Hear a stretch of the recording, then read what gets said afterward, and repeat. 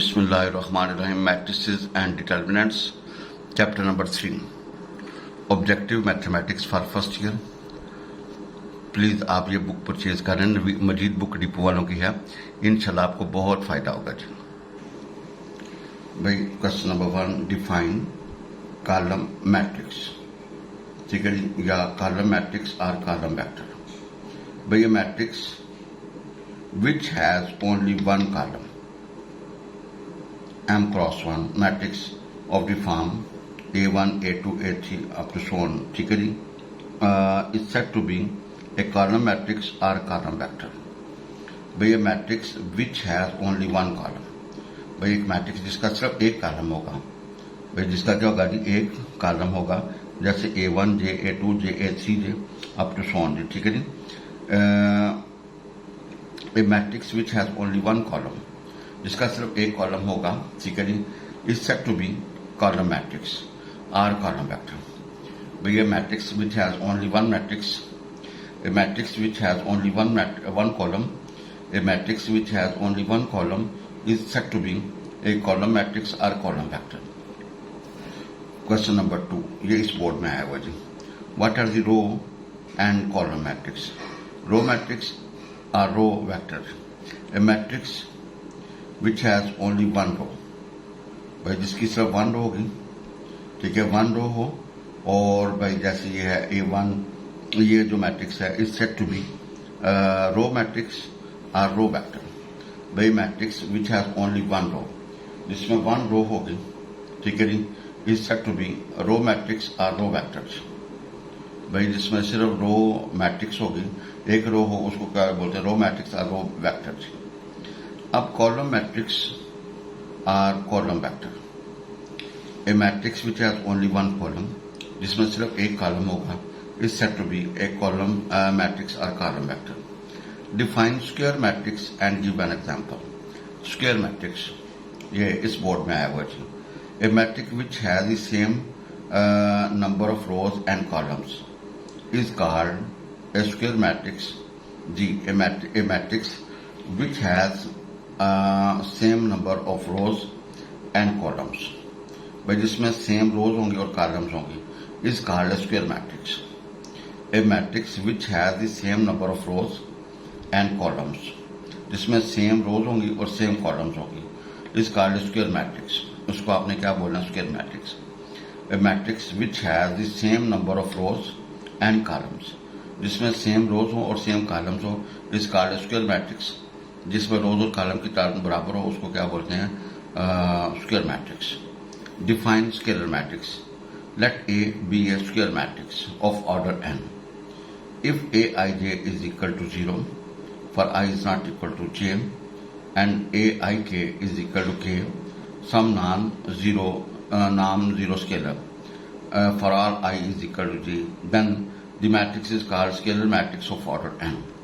भाई इसको क्या बोलेंगे, scalar matrix of order n।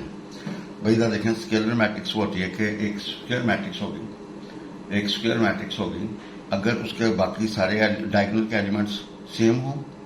भाई डायगोनल के एलिमेंट क्या होंगे, सेम हो, और बाकी सारे क्या होंगे, जीरो हो, तो उसको आपने क्या बोलना, स्केलर मैट्रिक्स। अब diagonal matrix. A matrix is said to be let this be a square matrix of order n if aij is equal to 0 for I is not equal to j, ठीक है जी। At least one element is not equal to 0 for I is equal to j, then that is some elements of the principal diagonal A may be 0 but not all, then matrix is called diagonal matrix. भाई अगर diagonal में कुछ elements हों, बाकी सारी entries क्या हों, जो 0 हों, तो उसको क्या बोलते हैं जी, डायगोनल मैट्रिक्स। भाई उसको क्या बोलते हैं, डायगोनल मैट्रिक्स। भाई एक स्क्वायर मैट्रिक्स है, अगर डायगोनल में कुछ एलिमेंट्स हैं, ठीक है, बाकी सारी एंट्रीज क्या होंगी, 0 हो, तो उसको क्या बोलते हैं, डायगोनल मैट्रिक्स। भाई define transpose of a matrix. If A is a matrix of order m cross n, then n cross m matrix obtained by interchanging the rows and columns is called transpose of A. भाई अगर आपके वो matrix है, आप उसका transpose लें, transpose का मतलब उसकी रोज को उसके कॉलम में कन्वर्ट कर दें, या उसके कॉलम्स को उसकी रोज में कन्वर्ट करते हैं। जो नई मैट्रिक्स ऑब्टेन होगी ना उसको बोलेंगे ट्रांसपोज ऑफ ए। भाई define transpose of a matrix. By define transpose of a matrix. A matrix है, देन एन क्रॉस एम, एक एम क्रॉस एन मैट्रिक्स है। जब एन क्रॉस यानी कि रोज को कॉलम में कन्वर्ट कर देंगे या कॉलम्स को रोज में कन्वर्ट करेंगे, जो नई मैट्रिक्स होगी ना उसको बोलेंगे transpose of A and denoted by जी। इसका ट्रांसपोज को ए टी से शो कर दें। फॉर एग्जाम्पल हमारे पास ए दिया हुआ है, ठीक है जी। कहते हैं आपने शो करना 4a - 3a is equal to ए। ये इस बोर्ड में आया हुआ है भाई। इधर देखिएगा 4a - 3a is equal, left hand 4a - 3a। भाई आपने 4a और 3a ये हमारे पास है। ये 4 सबके साथ रखेगा, 3 सबके साथ रखा है। फिर दोनों को सब्ट्रैक्ट करेंगे तो हमारे पास ये आ जाएगा। एंड राइट हैंड हमारे पास ये भाई दोनों क्या सेम है, लिहाजा 4a - 3a किसके बराबर होगा, a के बराबर होगा। भाई a दिया हुआ है, b दिया हुआ है, ठीक है। कहते हैं फाइंड 4a - 3b। भाई a को 4 से मल्टीप्लाई कर दें और b को 3 से मल्टीप्लाई कर दें। देखें ये 4a का जब ये मैट्रिक्स के साथ कोई स्केलर ज़रूर खाता है तो वो हर एलिमेंट के साथ ज़रूर खाता है। भाई जब किसी स्केलर को मैट्रिक्स के साथ ज़रूर देते हैं तो सारे एलिमेंट के साथ 1 by 1 ज़रूर खाता है। भाई जब कुछ स्केलर किसी मैट्रिक्स के साथ ज़रूर खाता है तो सारे एलिमेंट के साथ 1 by 1 ज़रूर खाता है। डिटर्मिनेंट में ऐसा नहीं होता। डिटर्मिनेंट में जब कुछ स्केलर ज़रूर खाता है तो सिर्फ एक रो के एलिमेंट के साथ या एक कॉलम के सारे एलिमेंट के साथ ज़रूर देता है जी। देखें आपका a है, 4a का मतलब है a को 4 से ज़रूर दे देंगे। भाई a को क्या करेंगे 4 से मल्टीप्लाई, हर एलिमेंट के साथ ज़रूर देंगे, ये आएगा जी। 3b भाई 3b का मतलब है 3 के साथ ज़रूर दे देंगे। हमारे पास क्या आएगा 4a - 3b। भाई क्या आएगा 4a - 3b and we get this. भाई 4a - 3b हमारे पास ये आएगा जी। 4a - 3b, भाई 4a 4, 3b 4, दोनों को सब्ट्रैक्ट करने का सिर्फ रिस्पेक्टिव एलिमेंट्स को आपने यहाँ सब्ट्रैक्ट करना है, कोरस्पॉन्डिंग एलिमेंट्स को तफरीक करना है। यानी कि जब इन दोनों का तफरीक करना, -4 में से 0 निकाल लें, 8 में से 9 निकाल लें, 12 में से 6 निकाल लें, 4 में से 3 निकाल लें, 0 में से -3 निकाल लें, 8 में से 6 निकाल लें।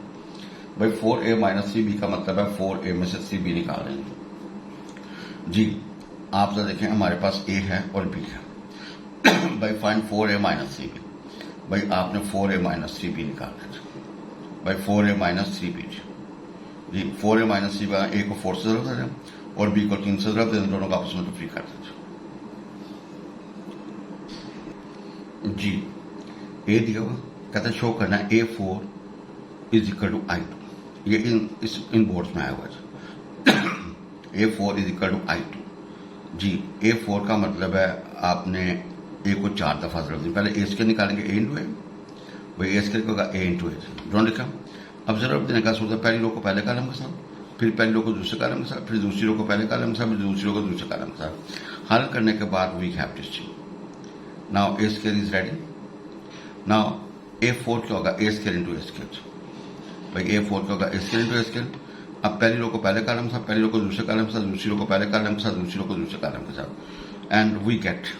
भाई देखें आयोटा स्क्वायर का था -1, भाई आयोटा स्क्वायर का था -1, आयोटा 4 का 1, तो वी हैव 1 0 0 1। ये आइडेंटिटी मैट्रिक्स होगी, इसका ऑर्डर 2 है तो आइडेंटिटी मैट्रिक्स होगा ऑर्डर 2 होगी। भाई अगर डायगोनल में 1 1 है, बाकी सारी एंट्रीज 0 है, तो इसको आइडेंटिटी मैट्रिक्स पड़ेगी, इसका ऑर्डर 2 है, जो I2 लिखना या 2 by 2 लिखना है या 2 + 2 लिखना है जी।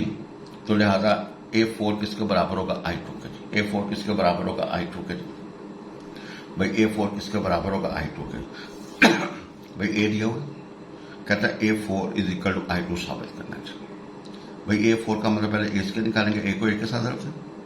भाई जरूरत तरीका का होता है, दो मैट्रिक्स को जरूरत देने का तरीका होता है। पहली रो पहले कॉलम के साथ, पहली रो को दूसरे कॉलम के साथ, फिर दूसरी रो को पहले कॉलम के साथ, फिर दूसरी रो को दूसरे कॉलम के साथ। भाई यहाँ पे वैल्यू निकाल सकते हैं। आयोटा स्क्वायर का -1 और माइनस आयोटा स्क्वायर का 1 होगा, लेकिन आप रहने दें। a4 क्या होगा a square into a square. अब पहली रो को पहले कॉलम के साथ, पहली रो को दूसरे कॉलम के साथ, दूसरी रो को पहले कॉलम के साथ, दूसरी रो को दूसरे कॉलम के साथ। We have this. याद रखें आयोटा स्क्वायर का था -1, आयोटा 4 का 1, तो ये आइडेंटिटी मैट्रिक्स है, इसका ऑर्डर 2 है, तो इसको I2 लिखेंगे जी। Find x and y if this is equal to. भाई ये भी 2 by 2 है और ये भी 2 by 2 है, ये इस बोर्ड में आया हुआ है। भाई 2 by 2 का मतलब है 2 रोज 2 कॉलम, इसके भी 2 रोज 2 है। अब बीच में इक्वल का मतलब है 100% इक्वल। तो आप देखें कंपेयर कर लें by the definition of equal matrix, if 2 matrix are equal then corresponding elements must be equal. भाई x + 3 इज इक्वल टू होगा और 3y प्लस -4 किसके बराबर होगा 2 के। तो भाई यहाँ से x निकलेगा -1 और y निकलेगा 2 जी। लिहाजा x इज इक्वल टू -1 और y is equal to are the required values of x and y। भाई क्या required values of x and y are the required values of x and y। भैया given है, भैया इसके बराबर और ये इसके बराबर। भाई पहला इसके बराबर और ये इसके बराबर। वी हैव दिस जी। ए दिया हुआ ए स्क्वायर दिया हुआ है, कहता है find the values of small A and small B. ये इन बोर्ड्स में आया हुआ है भाई। ए स्क्वायर का होगा ए इंटू एच। अब जरब के साथ नहीं है, पहली रो को पहले कॉलम के साथ, पहली रो को दूसरे कॉलम के साथ, दूसरी रो को पहले कॉलम के साथ, दूसरी रो को दूसरे कॉलम के साथ। तो वी हैव दिस और ये ए स्क्वायर के बराबर है और इसके क्या 0 0 0। अब कंपेयर करेंगे तो ये 0 के बराबर, ये भी 0 के बराबर, ये भी 0 के बराबर, ये भी 0 के बराबर। तो आप जरा देखें ये 1 + 2 किसके बराबर होगा 0, एक वैल्यू निकलेगी -1/2। भाई 2 जमा 2b किसके बराबर होगा 0 का, तो b की वैल्यू निकलेगी -1। तो हमारा टारगेट कंप्लीट होगा a -1/2 और b क्या है हमारे पास -1 जी। उसने वजन दिया हुआ है a दिया हुआ और a स्क्वायर 0 0 0 नल मैट्रिक्स दिया हुआ है, कहता है find the values of a and b। भाई आप सबसे पहले a स्क्वायर निकालें। a स्क्वायर क्या होगा a इंटू ए। भाई जरा आपको ये बिल्कुल खुद आनी चाहिए, पहली रो को पहले कॉलम के साथ, फिर पहली रो को दूसरे कॉलम के साथ, फिर दूसरी रो को पहले कॉलम के साथ, फिर दूसरी रो को दूसरे कॉलम के साथ। फिर कंपेयर कर लें एंड a निकलेगा -1/2 और b निकलेगा -1 जी। Find the inverse of this matrix. ये इन बोर्ड में आया हुआ जी। भाई जरा देखें, फर्ज करने के c बराबर है। तो भाई इनवर्स ऑफ c क्या होगा c इनवर्स होगा adjoint of a over c का डिटरमिनेंट। भाई इनवर्स ऑफ c का फार्मूला होगा adjoint of c over c का डिटरमिनेंट। भाई इनवर्स ऑफ c का फार्मूला होगा adjoint of c over c का डिटरमिनेंट। भाई इनवर्स ऑफ c का formula adjoint of c over c का डिटरमिनेंट। भाई c का डिटरमिनेंट का होगा इसको इसके साथ माइनस इसको इसके साथ। तो वी हैव 3 भाई वी हैव 3। तो आपका आयोटा स्क्वायर का निकलेगा जी -1 जी। भाई find the inverse of this. भाई c फर्ज कर लें, c इनवर्स का फार्मूला का adjoint of c over c का डिटरमिनेंट। भाई इसको इसके साथ माइनस इसको इसके साथ। तो हमारे पास आंसर क्या आएगा जी, ये 3 आएगा। भाई याद रखें आयोटा स्क्वायर का होता है -1। भाई आयोटा स्क्वायर किसके बराबर से -1। भाई आयोटा स्क्वायर किसके बराबर से -1 जी। ये जिसका मर्जी खोलें आपका आंसर क्या निकलेगा जी 3। अब डिटरमिनेंट खोलो, इसको इसके साथ रख दें, फिर माइनस लगा के बीच में इनको इसके साथ रख दें। भाई इसको इसके साथ माइनस करके इसको इसके साथ। भाई एडजॉइंट ऑफ c का मतलब इन दोनों को इंटरचेंज कर दें, इन दोनों की लामतें चेंज कर दें। भाई डायगनल्स को इंटरचेंज कर दें और दूसरे की जो प्रिंसिपल डायगनल्स की इंटरचेंज कर दें और जो दूसरा डायगनल है सेकेंडरी डायगनल उसकी आप साइन चेंज कर दें। नाउ c इनवर्स होगा adjoint of c over c का डिटरमिनेंट। नाउ ये जो 3 डिवाइड हो रहा है हर एलिमेंट के साथ डिवाइड होगा तो वी हैव दिस। भाई c इनवर्स हमारे पास ये निकला है। Find inverse of this. आपने इसका इनवर्स निकालना। भाई आपने क्या निकालना है, इसका इनवर्स निकालना। ये बोर्ड में आया हुआ है भाई। a दिया हुआ, फाइंड इनवर्स ऑफ a। भाई a इनवर्स का फार्मूला का adjoint of a over a का डिटरमिनेंट। भाई a इनवर्स का formula international adjoint of a over a का डिटरमिनेंट। भाई इसका प्रूफ भी आपकी बुक में अवेलेबल है 3.1 से पहले। a इनवर्स का फार्मूला का adjoint of a over a का डिटरमिनेंट। नाउ डिटरमिनेंट खोलेंगे, इसको इसके साथ माइनस इसको इसके साथ वो 0 निकला। अब अगर डिटरमिनेंट 0 तो भाई इनवर्स डज नॉट एग्जिस्ट। भाई अगर डिटरमिनेंट 0 हो तो वो मैट्रिक्स क्या कहलाती है, सिंगुलर। और जो सिंगुलर मैट्रिक्स होती है उसका इनवर्स एग्जिस्ट नहीं करता जी। भाई a डिटरमिनेंट 0 है, so the inverse of a is not exist. भाई a इनवर्स नॉट एग्जिस्ट। लिहाजा जी जरा देखिएगा a इनवर्स किसके बराबर होगा adjoint of a over a का डिटरमिनेंट। भाई a इनवर्स बराबर होगा adjoint of a over a का determinant. So the inverse of a is not existing जी। Find the inverse of this. भाई जरा देखें इनवर्स का फार्मूला क्या होता है जी, ए adjoint of A over A का डिटरमिनेंट। भाई adjoint of A over A का डिटरमिनेंट ये इन बोर्ड्स में आया हुआ है। भाई देखें ना, अगर डिटरमिनेंट 0 हो जाए तो इसका मतलब है ए डिटरमिनेंट 0 का मतलब something over 0 infinity, inverse will not exist. लिहाजा आपको वो एडजॉइंट निकालने का फायदा ही कोई नहीं है। लिहाजा वहां पे आप क्वेश्चन को स्टॉप कर दें, आप 100% आंसर करेक्ट होगा जी। नाउ a इज अवेलेबल, आपको पता है a इनवर्स का फार्मूला होगा adjoint of a over a का डिटरमिनेंट। नाउ एडजॉइंट किस तरह निकालते हैं, भाई इसको इसको इंटरचेंज करते हैं और इन दोनों की लामतें चेंज करते हैं जी। अजय भाई इन दोनों को इंटरचेंज करते हैं और इन दोनों की लामतें चेंज करते हैं। एडजॉइंट ऑफ डिटरमिनेंट क्या होगा, इसको इसके साथ माइनस इसको इसके साथ। भाई वो निकला 5। भाई वो क्या निकला आपका 5। भाई ए डिटरमिनेंट किसके बराबर निकला 5 जी। तो आप देखें ये ए इनवर्स बराबर होगा adjoint of A over A का determinant. We have this, find inverse of this, find inverse of this. ये इस बोर्ड में आया हुआ है जी। ए इनवर्स का फार्मूला होगा adjoint of A over A का डिटरमिनेंट। भाई ए इनवर्स का फार्मूला होगा adjoint of A over A का डिटरमिनेंट। अब adjoint ऑफ ए निकाल इन दोनों को इंटरचेंज कर दें, दोनों को हम इंटरचेंज करते हैं और भाई डिटरमिनेंट इसको इसके साथ माइनस इसको इसके साथ, भाई आंसर निकला 5। अब ए इनवर्स का फार्मूला का अगर adjoint of A over A का डिटरमिनेंट भाई हल करेंगे तुम्हारे पास ये निकलेगा जी। हमें ए दिया हुआ कहता है फाइंड adjoint ऑफ ए। भाई adjoint ऑफ ए का मतलब इन दोनों को, ये जो डायगोनल है इनको इंटरचेंज कर दो, इन दोनों की साइन चेंज कर दो, ये adjoint ऑफ ए कहलाएगा जी। ये इस बोर्ड में आया हुआ जी। भाई हमें ए दिया हुआ इसका adjoint मांगा तो भाई इन दोनों को इंटरचेंज कर दो और इन दोनों की लामा चेंज कर दो। कहते हैं solve this system of linear equation. भाई आपने इसको हल करना है। तो भाई आपके पास ऑप्शन 3 -5 -2 और 1, भाई -2 और 1, भाई -2 और 1। ऑप्शंस इधर लिख लिए, ये XY लिख लिए और इधर कॉन्स्टेंट्स हमारे पास 1 -3। भाई इधर कॉन्स्टेंट लिख लीजिए, भाई इधर क्या लिख लीजिए कॉन्स्टेंट लिख लीजिए, इधर क्या लिख लीजिए ऑप्शंस, इधर ऑप्शंस लिख लीजिए, इधर XY लिख लीजिए, इधर कॉन्स्टेंट लिख लीजिए। तो ये क्या बन गया AX is equal to B। भजन ये क्या बनेगा AX is equal to B। भजन ये क्या बनेगा AX is equal to B। भाई आपने सिस्टम ऑफ लीनियर इक्वेशंस जी। तो भाई ये AX is equal to B, AX is equal to B, तो AX is equal to B आ गया। भाई देखें ए से मुराद क्या जी कोएफिशिएंट्स, XY के कोएफिशिएंट्स रो वाइज हमने लिख लिया और कैपिटल X से मुराद XY और भैया B से मुराद कॉन्स्टेंट्स। भाई B से मुराद क्या है कॉन्स्टेंट्स, भाई B से क्या मुराद है कॉन्स्टेंट्स जी। आपके पास ये है तो आपने इसको क्यों लिखा था AX is equal to B। भाई AX is equal to B, ये A है, ये X है, ये B है जी। तो जरा A से मुराद है coefficients matrix of coefficient, capital X से मुराद है XY और B से मुराद कॉन्स्टेंट्स। नाउ आपने क्या निकालना A का डिटरमिनेंट। भाई इसको इसके साथ माइनस इसको इसके साथ, वो आंसर निकला -7 नॉट इक्वल टू 0। अब adjoint ऑफ ए क्या होगा भाई इन दोनों को इंटरचेंज कर दें, दोनों को इंटरचेंज कर दें। We have this. Now A inverse का फार्मूला का adjoint of A over A का डिटरमिनेंट। भाई ए इनवर्स का फार्मूला का adjoint of A over A का determinant. Now we get this, लिहाजा x किसके बराबर होगा ए इनवर्स B। भाई x किसके बराबर होगा ए इनवर्स। देखें ये बटे में -7 है, इसको 1 ओवर -7 भी कर सकते हैं भाई, या माइनस को अंदर भेज दें, ठीक है जिस तरह आपकी मर्जी। तो आपकी मर्जी है तो ये -1 ओवर 7 भाई जिनका लिखा जी -1 ओवर 7, -1 ओवर 7 आगे B की वैल्यू। अब भाई जरा देखें -1 ओवर 7 को रहने दें, पहली रो को पहले कॉलम के साथ, फिर दूसरी रो को पहले कॉलम के साथ। वी हैव दिस जी। जरा देखें अब ये नजर रखेगा तो वी गेट 2 और 1। भाई हमारा x2 निकला और y का निकला 1 निकला। अगर चेक करना है कि आंसर इज राइट और रॉन्ग, भाई राइट और रॉन्ग आप इसको गिवन इक्वेशन में पुट करोगे तो उसको क्या करेगी सेटिस्फाई करनी चाहिए।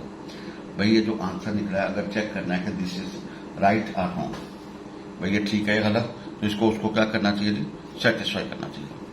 नाउ ये इसको solve the system of linear equations, ये इस इन बोर्ड्स में आया हुआ है बिल्कुल सीधा। यहाँ पे x1 और x2 है भाई, यहाँ पे x1 x2 है भाई, वहां पे xy था, यहाँ पे क्या जी x1 x2। तो आपने इसको इस तरह लिखा जी। भाई इसमें ये जो कोएफिशिएंट्स होंगे इसमें x1 x2 और इसमें कॉन्स्टेंट्स। भाई 3 मैट्रिक्स बनेगी, पहली मैट्रिक्स में क्या बनेगा कोएफिशिएंट्स, दूसरे में x1 x2 और तीसरे में कॉन्स्टेंट्स। इसको यूं कह दें AX is equal to B, इसको कोई नाम देते हैं। A हमारे से मुराद है कोएफिशिएंट्स, X से मुराद x1 x2 और B से मुराद है कॉन्स्टेंट्स। भाई B से क्या मुराद है कॉन्स्टेंट्स, भाई B से क्या मुराद है कॉन्स्टेंट्स, भाई B से क्या मुराद है कॉन्स्टेंट्स। तो वंस अगेन आई रिपीट, इधर देखें हमारे पास ये है, हमने लिखा AX is equal to B। A से मुराद है कोएफिशिएंट्स, x1 x2 के कोएफिशिएंट्स, और X से मुराद है x1 x2 और B से मुराद है कांस्टेंट 5 और 4। भाई आप इसको AX is equal to B, अब X किसके बराबर होगा A इनवर्स B। हमने A इनवर्स निकालना है, क्या निकालना है जी A इनवर्स निकालना है जी। तो भाई देखें A का डिटरमिनेंट होगा इसको इसके साथ माइनस इसको इसके साथ, और डिटरमिनेंट्स में लाइन होती है बिल्कुल शेड्स, और मैट्रिसेस में अंदर की तरफ। तो हमारे पास क्या आंसर आएगा 17 नॉट इक्वल 0। अब जॉइंट ऑफ ए में कहते हैं इन दोनों को इंटरचेंज कर दें, इन दोनों को साइन चेंज कर दो, लिहाजा ए इनवर्स का फार्मूला क्या होगा, joint of A over A का डिटरमिनेंट। भाई आपका ये आ गया, आप 17 से बाद में डिवाइड कर देंगे, इकट्ठा ना अभी ना करें। देयरफॉर 1 बिकम एक्स किसके बराबर होगा, ए इनवर्स बी का। भाई एक्स किसके बराबर होगा, ए इनवर्स बी का। तो भाई आपने ये रखा जी, अब जब देंगे पहली रो को पहले कॉलम के साथ, फिर दूसरी रो को पहले कॉलम के साथ, फिर अब इकट्ठा करेंगे तो भाई 1/17 से आप डिवाइड कर देंगे, मल्टीप्लाई कर देंगे। वी गेट x11 और x2 इज इक्वल टू -1। भाई x11 निकल आएगा और x2 का निकलेगा -1। अगर चेक करना कि योर आंसर इज राइट और रॉन्ग, ये गिवन इक्वेशंस को क्या करेगा, सेटिस्फाइड। भाई अगर आपने चेक करना है कि योर आंसर इज राइट और रॉन्ग, ये गिवन इक्वेशंस को क्या करेगा, सेटिस्फाइड। अगर उसको सेटिस्फाई करते तो इसका मतलब वी आर राइट, अगर सेटिस्फाई नहीं करते तो इसका मतलब देयर इज एरर। जी ये इस बोर्ड में आया हुआ है, कहता है if A and B are square matrices of the same order then explain why in general भाई ए जमा बी का whole square is not equal to A square जमा 2ab जमा बी स्क्वायर। भाई ए जमा बी का whole square is not equal to A square जमा 2ab जमा बी स्क्वायर। भाई if A and B are square matrices of the same order, A और B square में आपने साबित करना है इसके बराबर नहीं होता। इन जनरल का मतलब नॉर्मली इस बोर्ड में आया हुआ। भाई लेफ्ट हैंड साइड ए जमा बी का होल स्क्वायर, इसको 2 दफा लिखा, ए जब दोनों के साथ रखेगा, बी जब दोनों के साथ रखेगा तो क्या होगा, A B A plus B B. और याद रखिएगा भाई ये हम इकट्ठा कर देंगे ना तो ए बी जमा बी ब्रैकेट में, बाकी हमने ए को ए के साथ रख देंगे, ए स्क्वायर बन जाएगा, बी को बी के बी स्क्वायर बन जाएगा। ये याद रखिएगा A B is not equal to B है। भाई ये याद रखिएगा A B is not equal to B in general, लिहाजा हम कह सकते हैं ए बी जमा B A is not equal to A B. लिहाजा इसकी जगह पे आप ये नहीं लिख सकते थे, तो भाई ये इसकी जगह पे यू कैन राइट दिस। लिहाजा हम कह सकते हैं ए जमा बी का whole square is not equal to A square जमा 2ab जमा बी स्क्वायर। लिहाजा हम कह सकते हैं कि ए जमा बी का whole square is not equal to A square जमा 2ab जमा बी स्क्वायर। भाई हम कह सकते हैं इन जनरल ए जमा बी का whole square is not equal to A square जमा 2ab जमा बी स्क्वायर। बस ये याद रखिएगा भाई A B is not equal to B in general, so A B जमा B A is not equal to A B. बिस्मिल्लाहिर्रहमानिर्रहीम। आयत नंबर 56 सूरह अहज़ाब पारा नंबर 22। खुलासा जी अल्लाह ताला ने इस आयत मुबारका में फरमाया है वो खुद भी और उसके फरिश्ते भी हजरत मोहम्मद सल्लल्लाहु अलैहि वसल्लम पर दुरूद और सलाम भेजते हैं। तमाम मुसलमानों को भी हदायत की है कि वो भी ज्यादा से ज्यादा नबी करीम सल्लल्लाहु अलैहि वसल्लम पर दुरूद और सलाम भेजा करें। जी खुलासा अल्लाह ताला ने इस आयत मुबारका में फरमाया है वो खुद भी और उसके फरिश्ते भी हजरत मोहम्मद सल्लल्लाहु अलैहि वसल्लम पर दुरूद और सलाम भेजते हैं। तमाम मुसलमानों को भी हदायत की है कि वो भी ज्यादा से ज्यादा नबी करीम सल्लल्लाहु अलैहि वसल्लम पर दुरूद और सलाम भेजें। ये बुक जो हम स्टडी कर रहे हैं, ये बुक का नाम है इरशादात बारी ताला और हमारे अमाल। आपको ये बुक इस एड्रेस पे बिल्कुल फ्री ऑफ कॉस्ट मिल जाएगी और आप इसको लें और इंशाल्लाह आपको मजा आएगा पढ़ के। जी वंस अगेन आई रिपीट जी सूरह अहज़ाब पारा नंबर 22 आयत नंबर 56। खुलासा अल्लाह ताला ने इस आयत मुबारक में फरमाया कि वो खुद भी और उसके फरिश्ते भी हजरत मोहम्मद सल्लल्लाहु अलैहि वसल्लम पर दुरूद सलाम भेजते हैं। तमाम मुसलमानों को भी हदायत की है कि वो भी ज्यादा से ज्यादा नबी करीम सल्लल्लाहु अलैहि वसल्लम पर दुरूद भेजा करें। अल्लाह ताला हम सबको हदायत वाली और ईमान वाली जिंदगी अता फरमाए और हम सबका खात्मा बिल ईमान फरमाए। आमीन या रब्बुल आलमीन।